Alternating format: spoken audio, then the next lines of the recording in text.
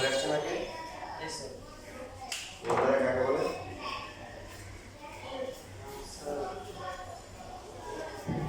যে ধারার পাশাপাশি দুইটা পদের অনুপাত কি সমান।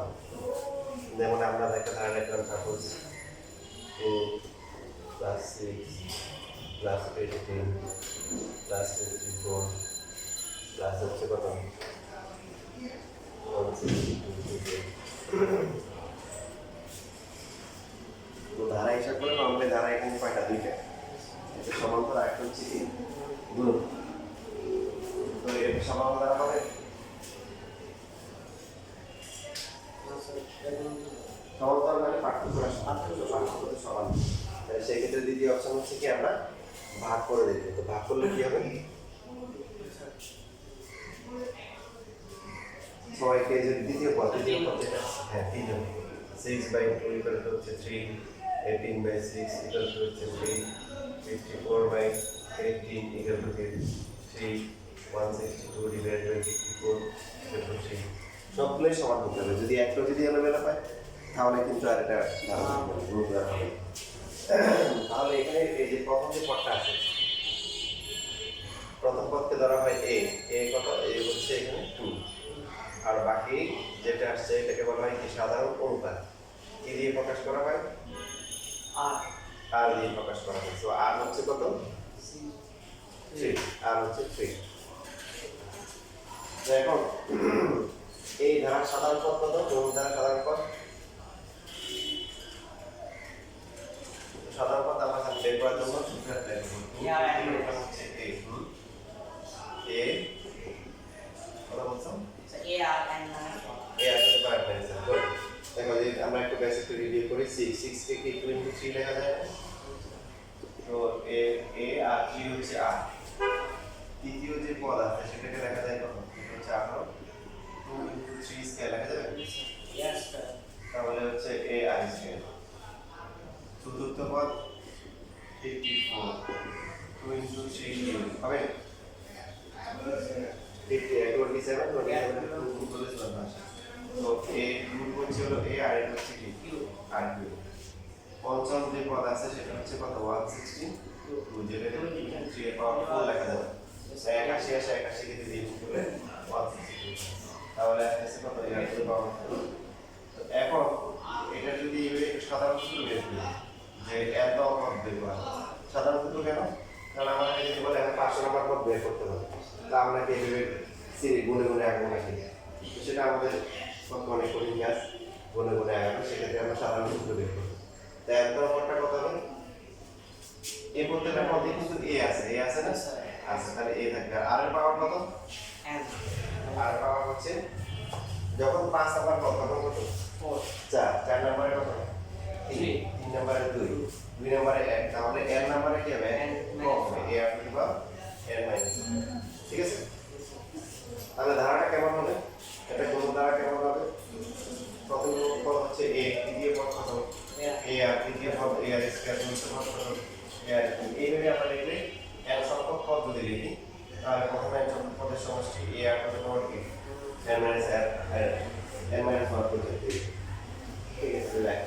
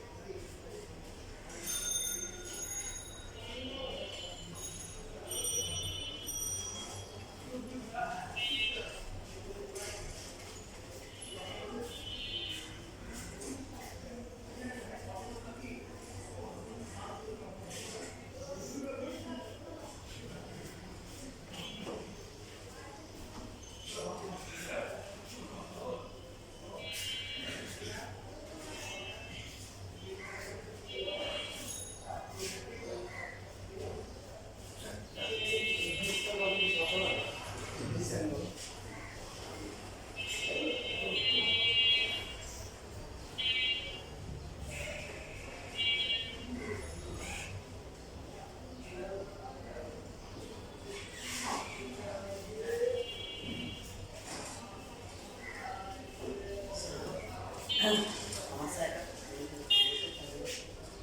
আচ্ছা আচ্ছা আচ্ছা আর আসতে পারি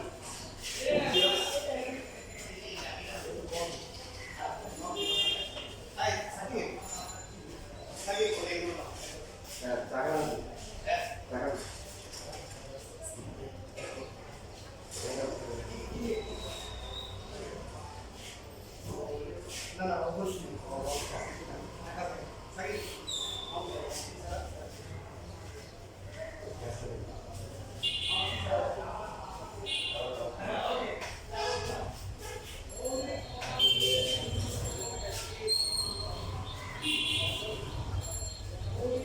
Yes.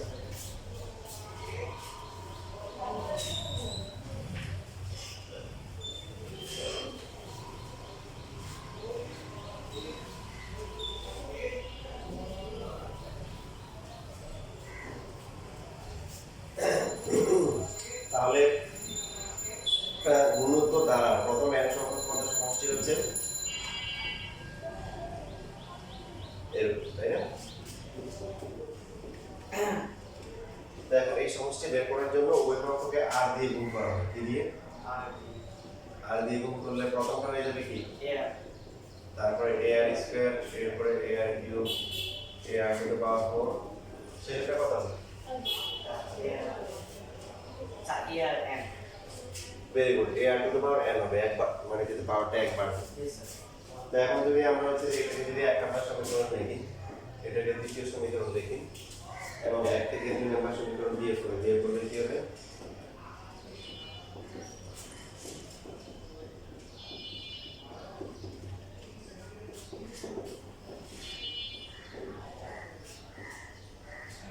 দিয়ে করলে কি হবে যে সব মাইনাস হবে minus a r square minus a r cube minus a r to the power 4 এভাবে মাইনাস করতে করতে লাস্টে হচ্ছে কত লাস্টে হচ্ছে minus a r to the power তো এইখানে কাটাকাটি করে কি কি থাকে এখানে কমন নিলে 1 মাইনাস আর বলতো কাটাকাটি so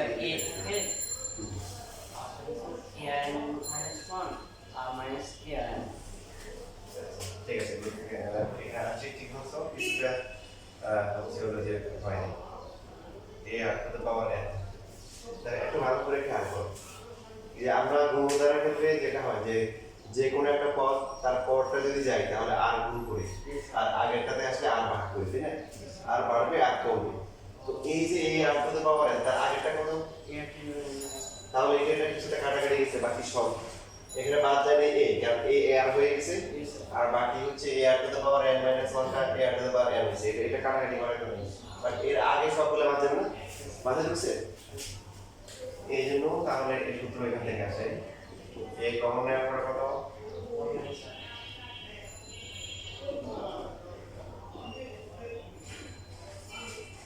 এখন যদি আমরা এইভাবে লিখতে পারি আমরা যদি হর লবকে হচ্ছে মাইনাস দিয়ে গুণ করি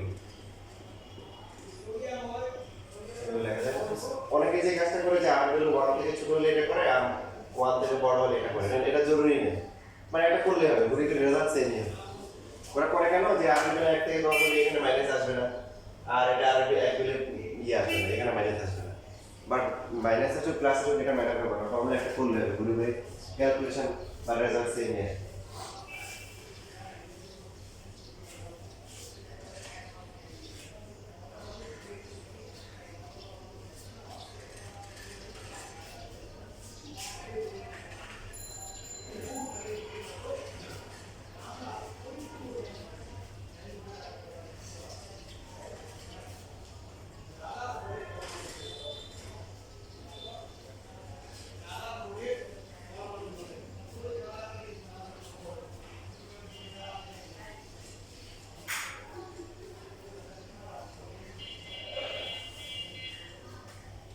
এই স্টেপ না বাসা করতে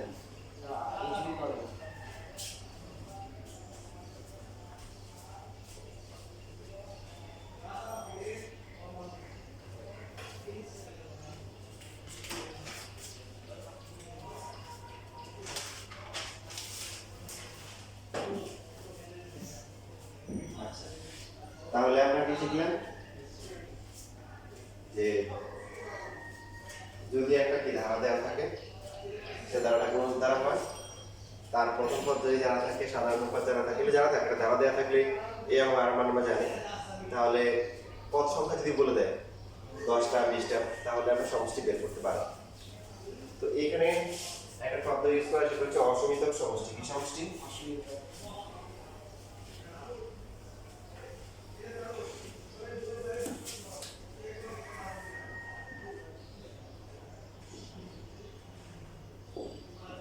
অসমিতক সমষ্টি মানে হচ্ছে অসীম সংখ্যক পদের সমষ্টি। তো অসীম সংখ্যক পদের সমষ্টি তখনই বের করা যাবে যখনই হচ্ছে আর এর মানটা কি,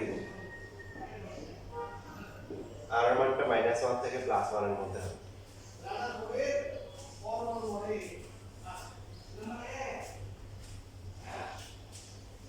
তো এখানে অনেক কথা আছে। প্রথমে হচ্ছে যেটা মনে রাখা দরকার যে আর এর ভ্যালু কখনো 0 হয় না। কি হয়? 0 হয় না। তার কারণ হচ্ছে প্রথম পদ যদি আমরা 2 ধরি, পরেরটা কত হবে? 2 × 0। ওই যে গুণ দ্বারাগুলোর প্যাটার্নটা কি খেয়াল করো। প্রথমে ছিল কত? 2, তারপর ছিল কত? 6, এরপর আমরা লিখছিলাম 18, তারপর কত? 54, এরপর 162। তাহলে প্রথম পদ ছিল a, এর সাথে 3 গুণ করলে কত আসে? 6, 6 সাথে 3 গুণ করলে কত? 18, এরপর 3 গুণ করলে 6 হয়ে যাবে। তো আমরা যদি মনে মনে চিন্তা করি যে একটা গুণ দ্বারা যার প্রথম পদ হচ্ছে 4, সাধারণ পদ 0, তাহলে পরেরটা কত হবে? 0, তারপরটা কত? 0, তারপরটা 0, তারপরটা 0।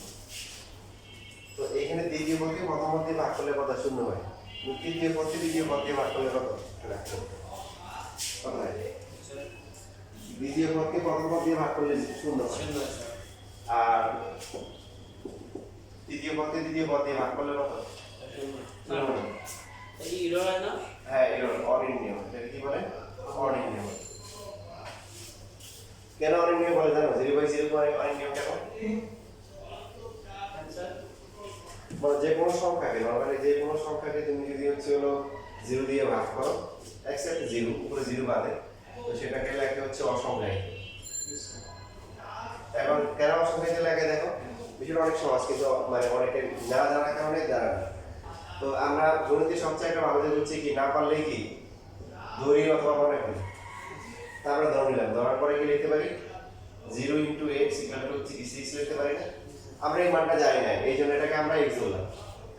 ধরার পরে এবার 0 এর সাথে x গুণ করলাম। এবার নিচে বিবেককে আমরা প্রশ্ন করি, পৃথিবীতে কোন সংখ্যা আছে 0 এর সাথে গুণ করলে 6 হবে? আছে? নাই, এই জন্য অসংখ্যায়িত। মানে পৃথিবীতে এমন কোনো সংখ্যা নাই 0 দিয়ে গুণ করলে সেটা 6 হবে, এটা অলওয়েজ 0ই হয়। এই জন্য এটা অসংখ্যায়িত, এটা কোনোভাবে সংজ্ঞায়িত করা যায়। তো এটা অবাস্তব। তো এখন 0/0 যেটা আছে এটাও অবাস্তব, তবে এটাকে অসংখ্যায়িত না বলে অনির্ণীয় বলে। কেন বলে? তো সাপোজ আমরা এটাকে ধরে নিলাম হচ্ছে হলো যে 0/0 হচ্ছে x, সো 0 × x = কি? 0। এবার বলো 0 এর সাথে কত গুণ করলে 0 হয়? রাইট। তার মানে আগে কোনোভাবে সম্ভব ছিল না, আর এখন সম্ভব, কিন্তু কোনটা আমি জানি না ভাই। যেটা দিলে 0, 1 দিলে 0, 10 দিলে 0, 5.1 দিলে 0, -7 দিলে 0, এই জন্য অনির্ণীয়। বাট এটা দুটোই অবাস্তব। এবার বুঝছি? তাহলে সাধারণ অনুপাত 0 হয় না কেন বুঝছি? সাধারণ অনুপাত 0 মানে কি? প্রথমটা আমাদের কনসেপ্ট ছিল কি সবসময় অনুপাত সমান হবে। ধরলাম যে অসংখ্যায়িত, তাও তো মেনে না, কারণ প্রথমটা 4, 0/4 0, পরের গুলো কিন্তু 0/0 অনির্ণীয় হয়ে যায়। এই জন্য সাধারণ অনুপাত কি হয় না? আর একটা হচ্ছে সূত্র থেকে আমরা যদি দেখি, মানে 0 হওয়া সম্ভব না, আমরা কি পাইছি? a × 1 - r⁴ divided by 1 - r। আর কি 1 হওয়া সম্ভব? আর কি আর 1 হওয়া সম্ভব না। কেন? আর 1 যদি হয় 0 চলে আসবে, তো অসংখ্যায়িত ব্যাপার হচ্ছে। তাহলে 0 হওয়া সম্ভব না, 1 হওয়া সম্ভব না। -1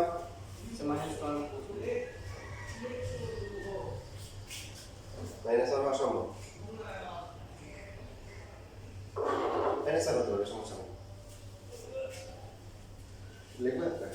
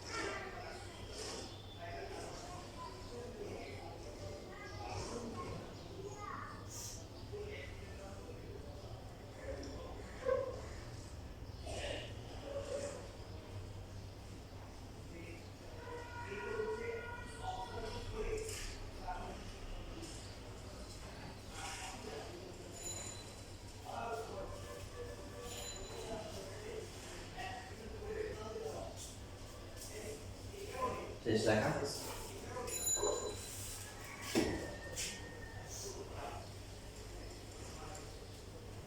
তাহলে আমরা শিখলাম যে আর ভ্যালু 0 আর 1 হওয়া কি নয় সম্ভব।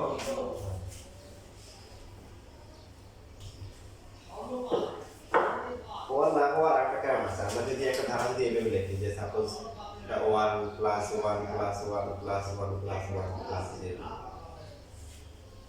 তো এটা কিন্তু সমান্তরাল হয় আবার কি হয় গুণোত্তর। তো এটাই বুঝেছে যে এই জন্য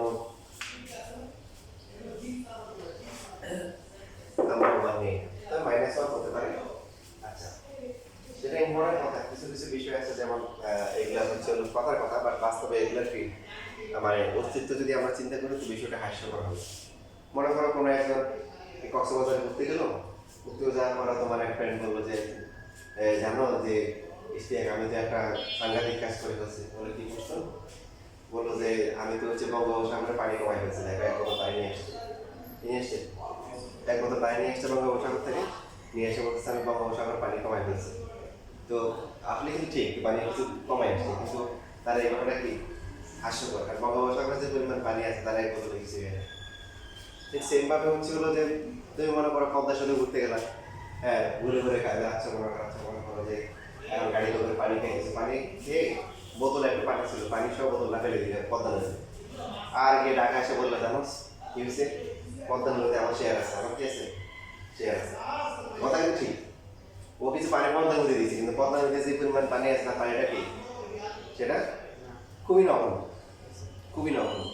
তো এটা বলার বিষয় হচ্ছে যে খুব ছোট ছোট যে নাম্বারগুলো আছে, খুব ছোট ছোট যে সংখ্যাগুলো আছে, এগুলো বড় সংখ্যার সাথে যোগ বিয়োগ করলে কিছু হয় না। যোগ বিয়োগ করলে এদের কোনো প্রভাব নেই। যেমন মনে করো আবার দেখলাম হচ্ছে হলো যে 7 দিলাম, 7 মাইনাস 0.00000 দিয়ে একটা 1 দিলাম, বলো কি হবে? বঙ্গোপসাগর থেকে পানি কমাই ফেলছে, মানে প্রায় 7 তো রয়ে গেছে, বেশি তো হয় নাই, বুঝছি? আবার মনে করো যে এই যে তুমি কি করলে পদ্মার মধ্যে মনে করো কি করলে কিছু পানি যোগ ঢেলে দিলে, কি হয়েছে? 5 হবে, এটা কি হবে? প্রায় 7 হবে, ঠিক আছে? কিন্তু যেটা হয় প্রবলেম যেটা হয় হচ্ছে হলো যে গুণ এবং ভাগের ক্ষেত্রে তাহলে খুব ছোট ছোট সংখ্যা, মানে একটা সংখ্যা যদি অন্য সংখ্যার তুলনায় খুব ছোট বা বড় হয় তখন যোগ বিয়োগ করলে ছোট সংখ্যাটা বড় সংখ্যার উপরে কি প্রভাব ফেলতে পারে না। কিন্তু গুণ এবং ভাগের ক্ষেত্রে ব্যাপক প্রভাব তৈরি করে। এটা কিরকম হতে পারে যে মনে করো সাপোজ তোমার কোনো আত্মীয় স্বজন তোমাকে ঈদের স্যালারি দেয় না, ঈদের প্রতি সামান্য, তো সে যদি হচ্ছে তোমার সাথে চালাকি করে এরকম টাকা পয়সা কম দিতে চায়, তুমি যদি চালাকি করে নিতে চাও তুমি বলতে পারো যে ঠিক আছে মামা তুমি আমাকে 50 টাকা দাও, 50 টাকাই দিও। তারপরে বলবো যে ভাগ ভাগ করেন, এটাকে আবার ভাগ করবে। তো সে যদি গণিতে কাঁচা হয় ভাগ করবে, বললো ঠিক আছে কত 0.01 দিয়ে ভাগ করবে, ঠিক আছে 0.01 দিয়ে ভাগ করবে। এবং গণিতে যদি কাঁচা হয় খুশি হয়ে যাবে, কারণ মানুষের স্বাভাবিক সেন্স কাজ করে ভাগ করা মানে কমে যাওয়া, ভাগ করা মানে কি কমে যাওয়া। তো সে রাজি হয়ে যেতে পারে, রাজি হওয়ার পরে তারপরে কি করবে ক্যালকুলেটর নিয়ে আপনারা দেখাই দিবে।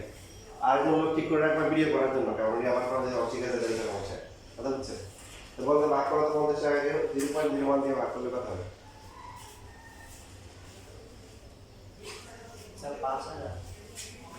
5,000 টাকা ছিল 50 কত 50 টাকা, সেখান থেকে 5,000 টাকা হয়ে গেছে। তো তুমি হচ্ছে হলো যে যেটা করতে পারো 3,000 টাকা রেখে বাকি টাকা আমাকে দিয়ে দিতে পারো, কারণ ওটা আমি তোমাকে বুদ্ধি শিখে দিচ্ছি, ঠিক আছে?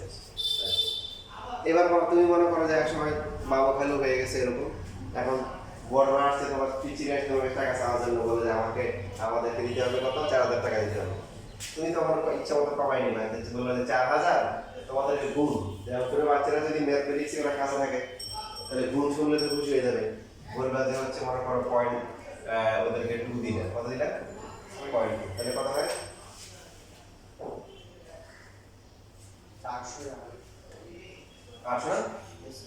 800 টাকা হয়। আর যদি আর কম দিতে চাও তাহলে 0.02 দাও, কত 80 টাকা হয়ে যাবে, ঠিক আছে? তাহলে কি বুঝতে গেলে আমাদের এখানে শেখার বিষয় হচ্ছে হলো যে ছোট ছোট সংখ্যাগুলো কিন্তু গুণ এবং ভাগের ক্ষেত্রে মারাত্মক প্রভাব সৃষ্টি করে। যে অনেক ছোট সংখ্যাকে বড় বানাই ফেলে, আবার বড় সংখ্যাকে কি করে ফেলে ছোট করে ফেলে, কিন্তু যোগ বিয়োগের ক্ষেত্রে এদের কোনো কি নেই, প্রভাব নাই, বুঝেছি? আচ্ছা যেহেতু রেকর্ড করা হচ্ছে তুমি চাইলে আবার পরে রেকর্ড দেখে দেখো আবার নোট করতে পারো। তো এখানে আমরা যে এই যে গুণোত্তর ধারা হচ্ছে সমষ্টি বের করি a into r to the power n minus 1 divide by r minus 1 অথবা a into 1 minus r to the power n divide by হচ্ছে 1 মাইনাস r। তোমাকে এইটা সূত্র অসংখ্য সমষ্টি বোঝার আগে তোমাকে অনেক কিছু বুঝতে হবে। তুমি আমি একটা সূত্র দেখা দিলাম, তুমি ম্যাথ করে বললে এটা দিয়ে শিখবে না, তোমাকে বেসিকগুলো ভালো করে কি করতে হবে, ঝালাই করতে হবে। তো বেসিকগুলোই আমি ঝালাই করার চেষ্টা করতেছি। দেখো মনে করো 0.3 আছে, এটা যদি স্কয়ার করো 0.23 কি স্কয়ার করলে বাড়বে না কমবে?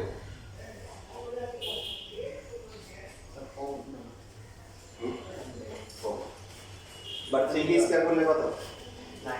3 কি স্কয়ার 9। মানে যে সমস্ত সংখ্যাগুলো একটা হচ্ছে হলো বাউন্ডারি যে এক এর চেয়ে বড় তাদেরকে স্কয়ার করলে বাড়ে, যারা হচ্ছে 1 থেকে ছোট 0 থেকে 1 এর মধ্যে তাদেরকে স্কয়ার করলে কিন্তু আরো কমে, আরো কি কমে। তো এই জন্য হচ্ছে যে 0.3 কি স্কয়ার করলে হচ্ছে কত হবে? 0.09 আসে। কিউব করলে কত হবে? আরো কম আসবে 0.027। এই যে এখন খেয়াল করে দেখেন, এই যে আমরা একটু বাস্তবতা এখানে দেখার চেষ্টা করি সংখ্যা রেখার মাধ্যমে। 0 তো হবে না, কি 0 কি হবে না, 1 ও কি হবে না। গুণ দ্বারা যে 0 হয় না 1 ও হয় না, তাহলে বাকি 0 এবং 1 এর মধ্যে আমরা কত নিছি? 0.3 নিছি। খেয়াল করি আমরা কি করতেছি? অসীমিত সমষ্টি, মানে অসীম সংখ্যক পদের সমষ্টি বের করব। তাহলে অসীম সংখ্যক পদের সমষ্টি কত হচ্ছে? a ইনটু a ফর্মুলা এটা একটা করলে হবে 1 মাইনাস r টু দ্য পাওয়ার কত n ডিভাইড বাই হচ্ছে 1 মাইনাস r। খেয়াল করি যে এই যে 1 minus r to the power n আছে, যদি r এর মানটা 0 থেকে 1 এর মধ্যে হয়, এর মধ্যে যে কোনো একটা ভ্যালু হয়, তাহলে এর পাওয়ারটা অনেক বেশি হয় আর অসীম সংখ্যক। তাহলে দেখো এটা এই মানটা কোন থাকবে না? এই যে এটাকে দিলাম সাপোজ আর দিলাম 0.1, তাহলে স্কয়ার করলে 0.01। এইভাবে অসীম সংখ্যক যদি হয় প্রায় এটা 0 এর কাছাকাছি হবে, তো 1 থেকে বিয়োগ করলে প্রায় কি একই হয়। এই জন্য হচ্ছে যখন অসীম সংখ্যক পদ হবে, এটা কিন্তু সবার ক্ষেত্রে প্রযোজ্য না।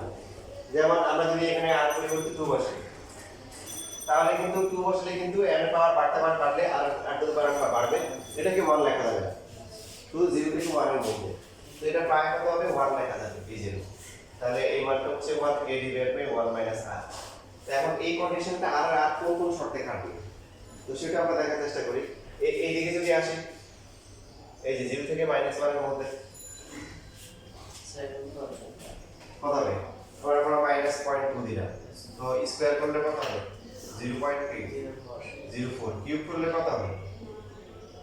-0.008। তো যোগ বিয়োগ এটা তো গুরুত্বপূর্ণ বিষয় না, বিষয় হচ্ছে n এর পাওয়ারটা যখন কি অনেক বড় হয়ে যাবে তখন এটা অনেক ছোট সংখ্যা হবে। জোড় হলে পাওয়ার অনেক ছোট সংখ্যা, যোগ দিয়ে ছোট সংখ্যা, আর পাওয়ারটা বিয়োগ হলে কি মাইনাস দিয়ে একটা ছোট সংখ্যা। তো সেটা 1 minus r to the power n এর উপর তেমন প্রভাব কি ফেলবে না, এটা ঘুরে ফিরে কি হবে? 1 ই হবে।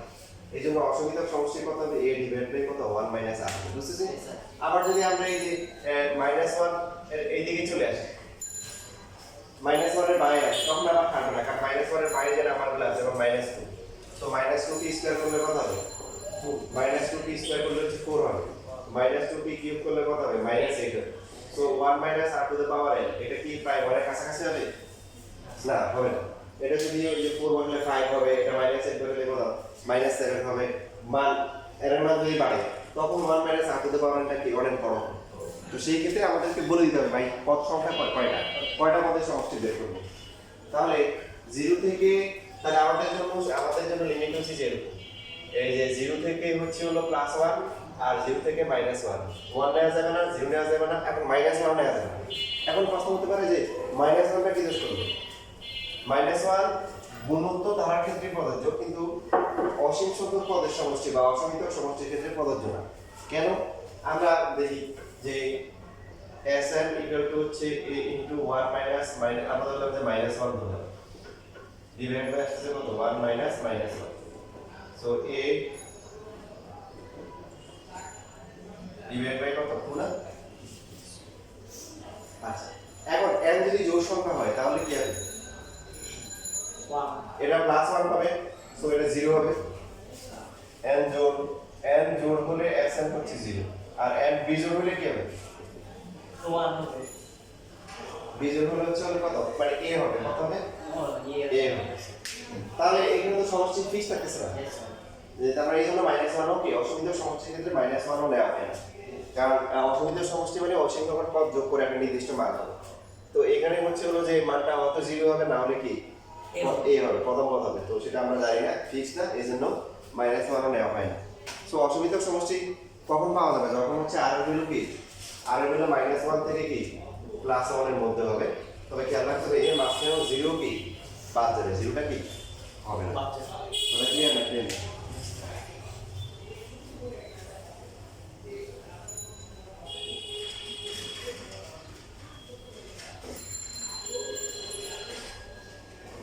তোমরা অনেক সময় বাইরে জিজ্ঞাসা করে আর কি টিচাররা যে তোমাকে বলে যে বাস্তব সংখ্যা কাকে বলে বলো তো বাস্তব সংখ্যা কাকে বলে মাইনাস যে বড় কেন মাইনাস বাস্তব সংখ্যা না মাইনাসের বাস্তব সংখ্যা না মাইনাস অবস্থা রোডের ভিতরে মাইনাস অবস্থা -2 -3 এগুলো তো বাস্তব সংখ্যা তাহলে বাস্তব সংখ্যা কাকে বলে যাদেরকে এই সংখ্যার আকারে প্রকাশ করা যাবে তাদের বাস্তব সংখ্যা এভাবে বলতে হবে যে আনসারগুলো টিচার খুশি হবে সেটা কি যে সকল সংখ্যাকে সংখ্যার আকারে প্রকাশ করা যায় কোথায় প্রকাশ করা যায় সংখ্যার আকারে প্রকাশ করা যায় এই যে দেখো এখানে কি আছে সব বাস্তব সংখ্যা না 2 3 -2 -3 এই সব বাস্তব সংখ্যা আবার একটা প্রশ্ন করবে দুটো সংখ্যা আছে কোনটা ছোট কোনটা বড় বুঝবো কি হবে তুমি বলতে তাই এটা কেমন পাওয়া যায় দেখলে বুঝতে পারবে তো ওই বললাম না কি বলতে হবে সংখ্যা রেখায় যে সংখ্যাটা পায় সে হচ্ছে ছোট যে জানে সে সংখ্যা রেখায় যে সংখ্যাটাকে পায় সে হচ্ছে কি ছোট আর যে জানে সে হচ্ছে কি বড় মনে থাকবে তুমি কি এই শিটটা পাইছিলা 3.1 3.2 টপিক পাইছো এমসিকি পাইছো চ্যাপ্টার 7 এমসিকি পাইছো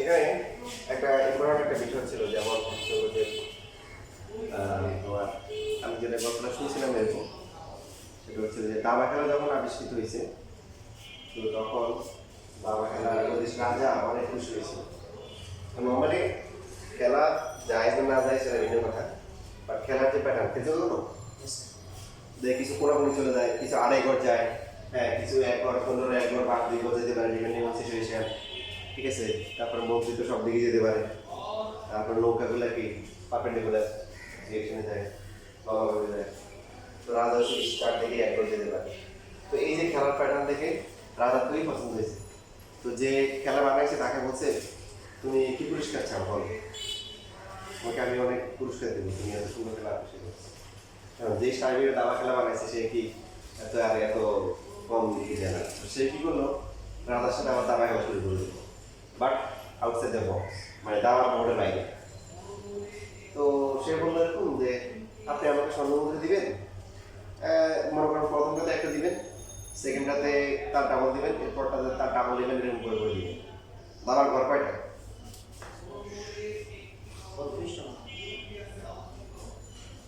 আটটা দেখছি তো দেখে নিন দেখে নিন কয়টা আট না এদিকে আটটা এদিকে আটটা মোট ঘর কয়টা থাকে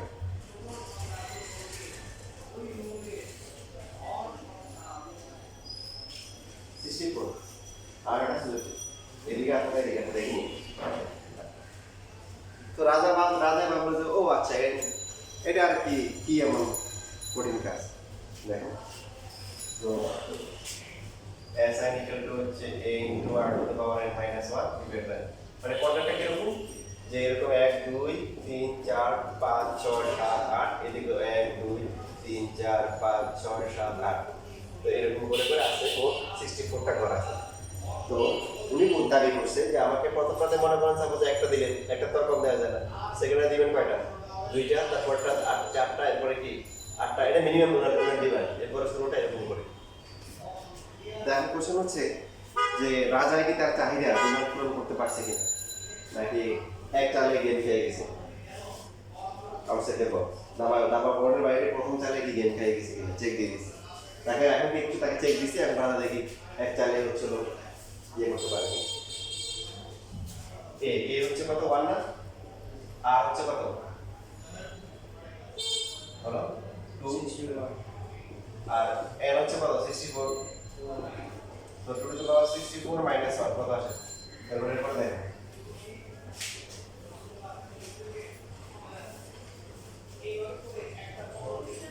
1.84 10 টু দ্য পাওয়ার 9 সম্ভব একটা বলে দেওয়া গেম ওভার এক চাল দিছে এমন এক চাল দিয়ে বলছি প্রথম চালে গেম রাজা কোন চাল দিছে রাজাকে দেখো এই সংখ্যাটা কেমন একটা আইডিয়া দিতে আমিও অত ভালো স্টুডেন্ট না তো বুঝি না আমি একটা আইডিয়া দিতে পারি যেমন মনে করো আমি বললাম যে STR তোমার কাছে আছে 10 টাকা আমার কাছে 1 টাকা আমার থেকে তোমার কত গুণ টাকা আছে বুঝলে না তোমার কাছে 10 টাকা আছে আমার কাছে 1 টাকা আছে 10 গুণ পার্থক্য কত 9 টাকা good. আমার কাছে মনে করো 1000 টাকা তোমার কাছে 10000 টাকা কত গুণ 10 গুণ পার্থক্য 9000 আমার কাছে 1 কোটি তোমার কাছে 10 কোটি খুশি হয়েছে না খুশি তো আমার কাছে 10 কোটি টাকা খুশি হবে না আচ্ছা এই খুশি খুশি লাভ না টাকাটা আসলে মনে মনে হচ্ছে তো গুণ কত গুণ 10 গুণ পার্থক্য কত 9 বুঝছো মাঝখানে যেটা গুণটা তো আমার তো আমি এত বুঝি না আমার ক্ষুদ্র বিবেক যেটা বলে মনে করো যে একক দশক শতক হাজার অযুত লক্ষ শূন্য কয়টা আছে একটা দুইটা তিনটে চারটা পাঁচটা টেন টু দ্য পাওয়ার কত 5 1 লাখ হতে 500 লাখ টেন টু দ্য পাওয়ার 6 মানে কি 10 লাখ তারপরে হচ্ছে টেন টু দ্য পাওয়ার 7 মানে কি 101 কোটি টেন টু দ্য পাওয়ার 8 মানে কি 10 কোটি টেন টু দ্য পাওয়ার 9 মানে কি 100 কোটি তারপরে টেন টু দ্য পাওয়ার 10 মানে কি 1000 কোটি 1000 কোটি টেন টু দ্য পাওয়ার 10 1000 কোটি হয়ে গেছে চিন্তা করো তো ওই যে বললাম যে 1 টাকা আর 10 টাকা 10 গুণ পার্থক্য 9 টাকা 1 কোটি টাকা আর কত 10 কোটি টাকা 10 গুণ পার্থক্য কত 9 কোটি টাকা সো এই যে সো তোমার যদি 10 টু দ্য পাওয়ার 7 আর 10 টু দ্য পাওয়ার 8 এর পার্থক্য যা হবে 10 গুণ 10 to the power 18 10 to the power 19 এর পার্থক্য কি তাই হবে মাঝখানে পার্থক্য বিশাল পার্থক্য তার মানে এই যে মানে 10 টু দ্য পাওয়ার কি ওই 18 19 তো দূরের কথা একটু পরে যাওয়ার পরে তো অবস্থা খারাপ হয়ে যাবে এত সুন্দর মতো যাওয়া সম্ভব না বুঝছো এটা গেল একটা বিষয়